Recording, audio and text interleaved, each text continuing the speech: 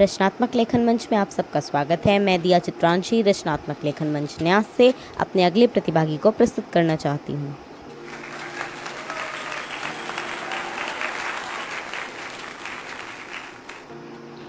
आकृति तिवारी। मैं BRL government girls inter college की छात्रा हूँ। जो मुस्कुरा रहा है उसे दर्द ने पाला होगा, जो मुस्कुरा रहा है उसे दर्द ने पाला होगा, जो चल रहा है उसके पाँव में छाला होगा। और मंजिलें यूं ही नहीं मिलती दोस्तों, मंजिलें यूं ही नहीं मिलती, जो जलेगा उसी दिए में तो उजाला होगा। इन्हीं पंक्तियों को सार्थक करने वाले एवं उपन्यास सम्राट कहे जाने वाले मुंशी प्रेमचंद जी की जयंती के उपलक्ष्य में मैं उन्हीं के द्वारा रचित एक कहानी प्रस्तुत करने जा रही हूँ, जो कि है कफन। यह कहानी एक हरिजन परिवार की है, जिसके प्रमुख पात्र हैं घीसू, माधव एवं बुधिया। झोपड़ी के द्वार पर घीसू एवं माधव बैठे हुए हैं, जबकि बुधिया अंदर प्रसव वेदना से पीड़ित है। रह रहकर उसके मुंह से दिल हिला देने वाली आवाज़ें निकलती हैं। जाड़ों की रात है, प्रकृति सन्नाटे में डूबी हुई है। ऐसे में यह दृश्य और भी डरावना एवं दुखद हो जाता है। घीसू के माधव से कहने पर कि वह अब तो यह मरी जाएगी, माधव उत्तर देता है कि मरना है तो मर क्यों नहीं जाती। यह उसकी बुधिया के प्रति निर्ममता एवं अमानवीय मूल्यों को प्रस्तुत करता है।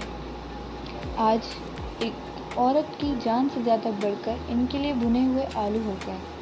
दोनों इस डर से उसे देखने तक नहीं चाहते कि जो जाएगा दूसरा उसके आलू खा जाएगा। इस औरत ने घर को एक व्यवस्था दी, पिसाई करके घास छीलकर इन दोनों बगैरतों का दोजख भरती रही, और आज ये दोनों इस इंतज़ार में हैं कि कब वह मर जाए और यह आराम से सोए।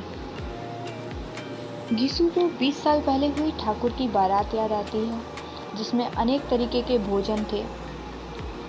यह वर्णन अपने ब्यौरे में भोजन को काफ़ी आकर्षक एवं पाठकीय संवेदना को भोजन के प्रति धारदार बना देता है। बुधिया अभी भी कराह रही थी। इस प्रकार ठाकुर की बारात का जो वर्णन है और उसमें भोज्य पदार्थों का जो वर्णन है, वह अमानवीयता को ठोस बनाने में पूरी सहायता करता है। कफन एक सामाजिक व्यवस्था की कहानी है। पूरी रात कराहने के बाद जब बुधिया सुबह मर जाती है, तो ये दोनों रोते हैं और थोड़ा विलाप करते हैं। उसके पश्चात गांव वालों के द्वारा कफन का चंदा हाथ में आने पर उनकी नीयत ही बदल जाती है, और हल्के से कफन की बात पर दोनों एक मत हो जाते हैं और कहते हैं, लाश उठते उठते तो रात हो जाएगी, रात को कफन कौन देखता है, कफन लाश के साथ जल ही तो जाता है।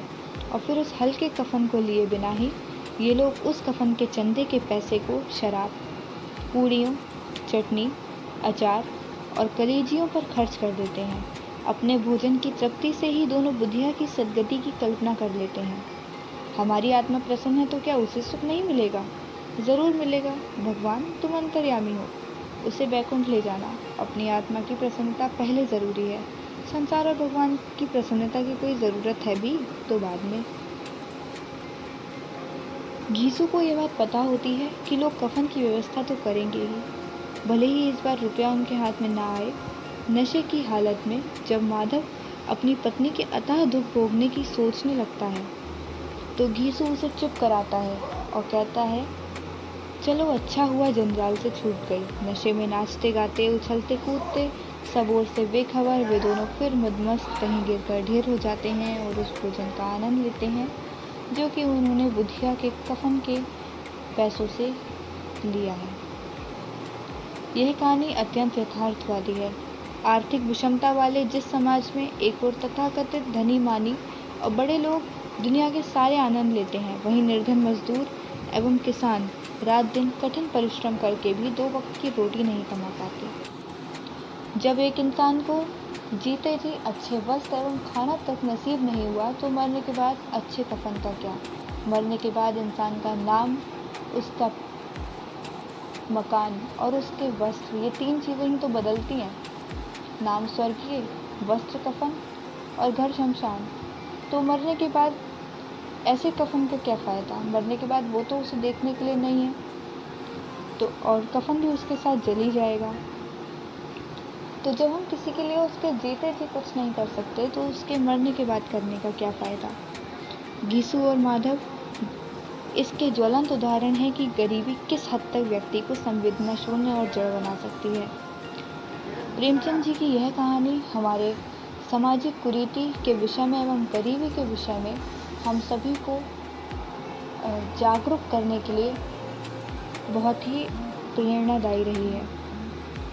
अंत में मैं यही कहना चाहूँगी कि मुंशी प्रेमचंद जी ने सदैव ही हमारे हिंदी विधा के क्षेत्र में अनेक उल्लेखनीय कार्य किए हैं, जिसके लिए सदैव ही हिंदी जगत एवं समस्त हिंदी विधाएं उनके लिए एहसानमंद रहेंगी। धन्यवाद।